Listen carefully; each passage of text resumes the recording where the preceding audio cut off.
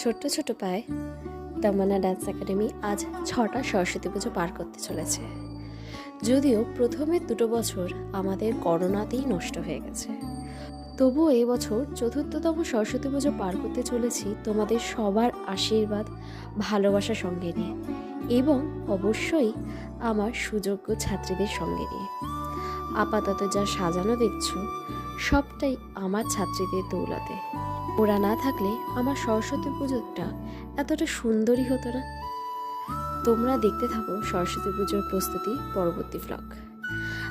আমার উপস্থাপনা তোমাদের কেমন লাগলো জানিও, কারণ আমি এত গুছিয়ে সুন্দর করে বলতে পারি না। নমস্কার।